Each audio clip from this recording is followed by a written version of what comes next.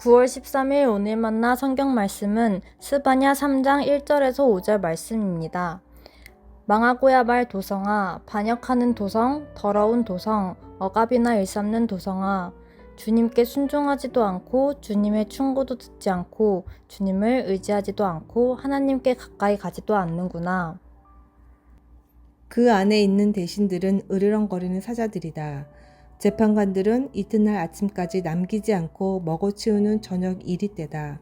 예언자들은 거만하며 믿을 수 없는 자들이고 제사장들은 성소나 더럽히며 율법을 범하는 자들이다. 그러나 그 안에 계신 주님께서는 공평하시어 부당한 일을 하지 않으신다. 아침마다 바른 판결을 내려주신다. 아침마다 어김없이 공의를 나타내신다. 그래도 악한 자는 부끄러운 줄을 모르는구나. 아멘. 오늘 만나로 만나주시는 하나님을 기대합니다. 유다의 스바냐 선지자가 활동했던 시기는 나라 안팎으로 매우 불안정한 시기였습니다. 국제적으로는 이집트와 아수르의 간섭 아래에 있었으며 주변 약소국들 그리고 북이스라엘조차도 아수르에 멸망당하기도 하였습니다. 그 외에도 신흥 세력으로 바벨론이 부상하고 있는 상황 속에서 국제 정세는 매우 혼란한 시기였습니다.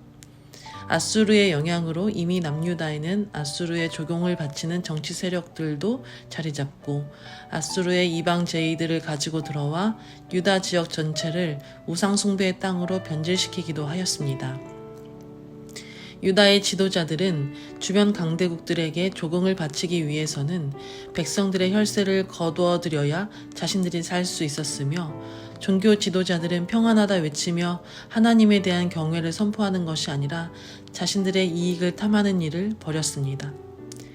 오늘 본문에서 스바냐 선지자는 유다의 정치 종교 지도자들이 여전히 여호와를 찾지 않으며 힘없고 연약한 가난한 백성들에게 포악하게 힘을 가하는 일들을 고발하고 있습니다.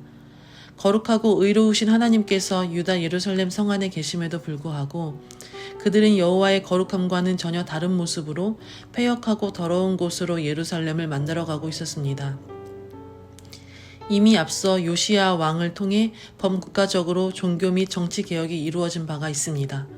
그때 이미 요시야 왕을 통해 여호와의 율법이 다시금 선포가 되어지고 유다 백성들이 바로 설 곳은 하나님 앞에 있음을 선포하였음에도 불구하고 여전히 달라지지 않은 모습들을 보여줍니다.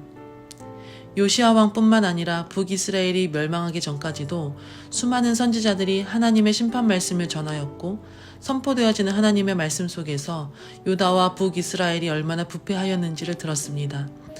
그러나 그 말씀을 듣는 사람들은 이미 그들의 눈과 귀가 가려졌고 오직 신실하게 여호와의 공의와 정의와 구원을 기다리는 가련하고 가난한 자들, 온유한 자들만이 하나님의 목소리에 청정하고 있음을 보게 됩니다.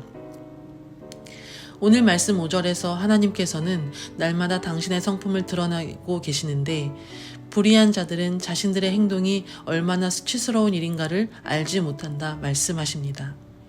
하나님이 주인이 되시고 함께 하나님 나라를 향해 걸어가야 하는 유다가 하나님과 전혀 반대 방향으로 걷는 모습을 보며 철저하게 하나님은 무시당하고 외면당하는 것을 보게 됩니다.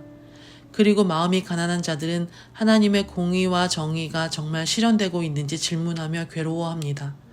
결국 하나님은 스바냐 선지자를 통해 심판을 선포하십니다. 혼란한 상황 속에서 그들이 선택해야 하는 것은 여호와를 찾는 일이고 그분의 성품을 따라 공의와 정의가 이 땅 가운데 실현되고 있는지를 살피는 것이었습니다. 오랜 세월 수차례 선포되어진 하나님의 말씀 앞에서 자신들의 삶을 살피고 하나님의 마음과 뜻을 닮아가고 있는지 점검하는 일입니다. 혹세무민이라는 말이 있습니다. 세상을 어지럽히고 사람들을 속여 자신들만의 이익을 위한다는 뜻입니다. 지금의 유다의 상황을 정확하게 표현하는 것 같습니다. 그들은 아수르의 생활 방식과 사고 방식을 따라야 살 것이다 믿었고 사회 경제적으로는 포악함과 거짓을 행하며 재물을 의지하였습니다. 그야말로 혹세무민의 상황인 것입니다. 결국 유다는 바벨론에 멸망하게 됩니다. 요시야의 개혁이 있었음에도 불구하고 스바냐의 예언에 따라 유다야도 바벨론에 멸망하게 됩니다. 세상이 어지럽더라도 하나님을 주인으로 모시고 살아가야 하는 사람들이 있어야 할 곳은 하나님의 말씀 앞인 줄 믿습니다. 지금의 우리가 살아가고 있는 시대도 이와 같다고 생각합니다. 혼란하고 어지러운 세상 속에서 살아남을 수 있다고 유혹하는 여러 가지 소리들이 난무합니다. 또 하나님의 말씀 또한 홍수와 같이 쏟아집니다. 이때 우리가 붙잡아야 할 것은 하나님의 말씀이고 하나님을 경외하고 하나님의 목소리를 듣는 것입니다.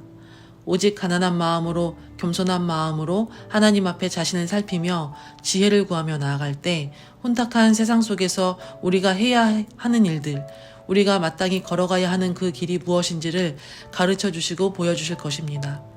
하나님의 목소리에 집중하며 지혜롭게 나아가는 높은 뜻 성도 되시기를 축복합니다. 사랑하는 주님, 오늘도 우리에게 말씀으로 우리의 어두운 마음과 눈과 귀를 깨우쳐 주시니 감사합니다. 우리에게 늘 들려지는 주의 말씀 앞에 온유하고 겸손한 마음으로 순종하게 하시고 우리의 마음을 말씀의 빛으로 비춰주사 이 땅에서 우리가 주의 백성으로 마땅히 해야 할 일들, 우리의 삶의 자리에서 감당하며 나아갈 수 있는 지혜와 교훈을 더하여 주옵소서. 감사드리며 예수님의 이름으로 기도드립니다. 아멘. 이제 두 가지 기도 제목으로 기도하겠습니다.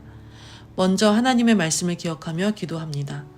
혼란하고 어지러운 세상 속에서 하나님을 주인으로 모시고 살아가는 우리들이 오직 가난하고 겸손한 마음으로 하나님의 말씀을 청종하며 우리 삶의 자리를 바르게 살피고 걸어가게 하옵소서. 각자 도생의 길로 걸어가는 것이 아니라 하나님의 마음을 닮아 이 땅의 주인 되시는 하나님의 공의와 정의를 드러내는 삶을 살게 하옵소서. 둘째, 주일 예배를 위해 기도합니다.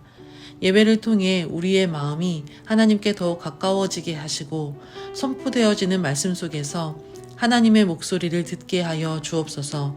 그리하여 더욱 하나님과 같은 방향으로 함께 걸어가는 내가 되고 우리 교회가 되게 하여 주옵소서. 이 제목으로 기도하신 후에 개인 기도 하시겠습니다.